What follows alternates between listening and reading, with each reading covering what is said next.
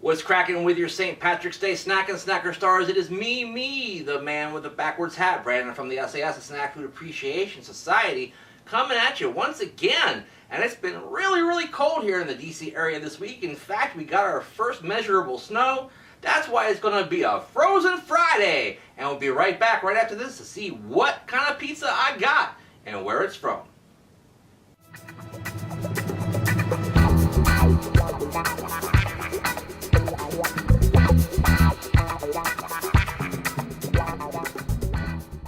Never fear, Pizza Night is here for another Frozen Friday, so grab a can of beer. It's Friday, St. Patrick's Day, March 17th, 2017, and today I have taken a trip to a place I just don't go to very often.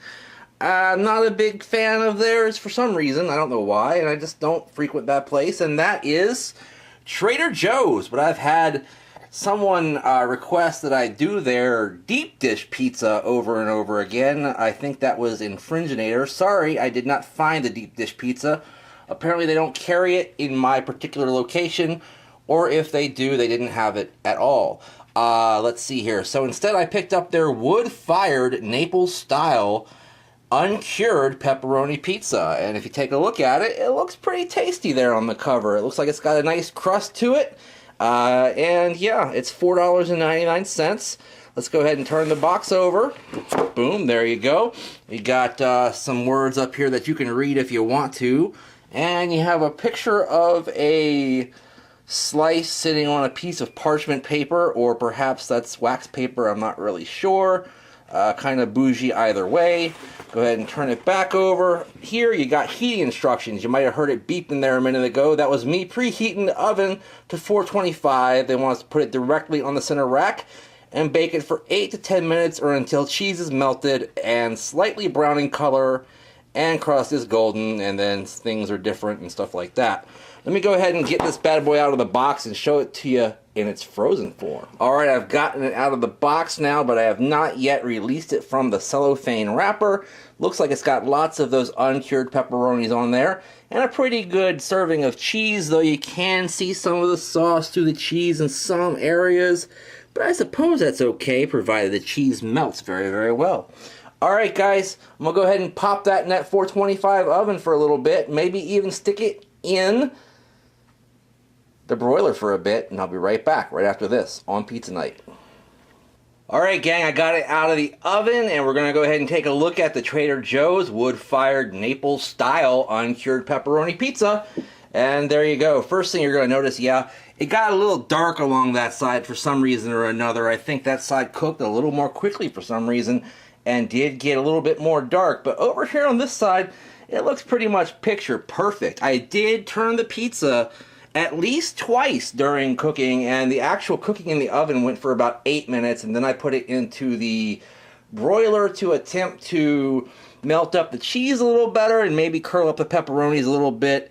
It did melt the cheese better, but not really much curlage on those peps, but that's okay.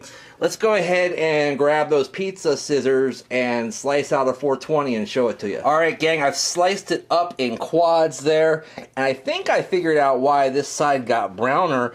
It's because it's thinner over here. It's much thinner in this region than it is down here where it's nice and puffy. Either way, neither side looks quite as puffy and nice as the picture on the box, but I digress. Let me go ahead and pick up this 420 slice, which is this whole quad over here. Show you the underneath first, and you can see it didn't get all that too terribly browned underneath. A little bit of flour action going on underneath there, of course, masks that process a bit as well. It's got a little bit of a flop to it. I like that. Very hot. Got a little cheese action hanging off the side there. Not the prettiest pizza I've ever seen, but hey, I'm not really all that much into the artwork of it all. I just like the way it tastes, right? Alright guys, let me go ahead and shove this bad boy into my mouth, let you know what I think about it and more on the conclusion of Pizza Night. Alright, this pizza smells pretty good. Not overly pungent, but it does have a nice tomatoey scent going on. Really looks pretty good too in most cases, except for a little bit messy. But that's okay. Let me go ahead and pick up this slightly smaller slice that I prepared for myself. Show it to you next to my noggin the way I always do. This is probably about a 12-inch pie, something like that, so not impressively large, therefore not yielding particularly large slices either. A closer inspection of the scent gives me a little bit more of the herbs and spices that might have gone into this. Perhaps a little oregano, maybe a little basil, but I don't think so.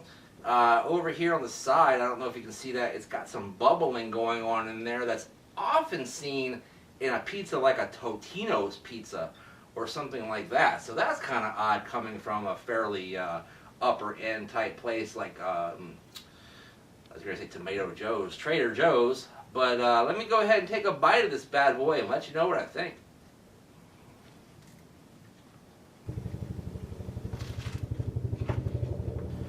Alright, so the overall breakdown of this thing, building it from the bottom to the top the way I always do. The crust is very, very dry right off the bat. Like as soon as you bite into it, it's got this dusty, powdery thing going on.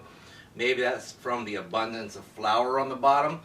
Otherwise, it doesn't have much flavor to it, guys. It's a very, very arid crust with not a lot of flavor, and it's not like chewy or anything. Just kind of there. Anyhow, it's okay, but not great. The sauce tastes very cheap. It's very thick and acidic, kind of like the aforementioned Totino's sauce. Not sure where they're getting their sauce from, but it's not the best. The cheese, I think, is the star of this show. It's got a good stretch to it, a good mild creaminess to it. It tastes pretty good. Cheese is cheese, but a lot of times on these frozen pizzas you can get a very clumpy, kind of gross cheese, and that's not the case here. It is a very good cheese. And the pepperoni has almost no impact in terms of the texture of the pizza. It's a very thin sliced pepperoni, and you almost don't notice it. It kind of gets lost in the cheese when you're eating it until it actually turns over and rests upon your tongue. During the chewing process, you get a saltiness and then a little bit of a zing and a meatiness right there. You know, the way pepperoni's supposed to. I usually prefer cured pepperoni, particularly because of the texture. You notice it more when you chew it, but this has a pretty good flavor, and I'll go ahead and let that pass. Overall, not great, not awful, not terrible. You know, pretty decent for a frozen pizza, I guess, but not amazing by any chance. There's plenty of other frozen pizzas that kick this frozen pizza's ass. So I'm going to go ahead and give this a 2/3 of a thumbs up.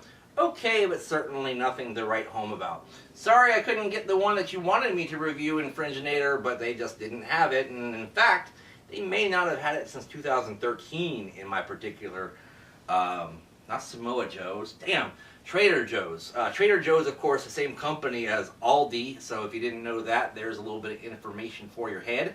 Other than that, you want to find more information about cool snacks and stuff like that, you can join the sAs group on Facebook by clicking on the link down below. Hundreds of the coolest people in the world are in our group, and you should be too. Why aren't you? Also, follow me on Twitter and Instagram at BrandonReichSAS, and when you do, make sure you use the hashtag SnackSociety. That way you know what I'm talking about, you know what Will Mahoney's talking about, you know what Alex is talking about, a brick in the SAS, and all that, all the above. You know what we're eating, we know what you're eating, everybody's watching everybody. Also, like, comment, share, subscribe. In the meantime, in between time, we'll see you next time. I'm going to finish off this pizza and go to bed. Bye-bye.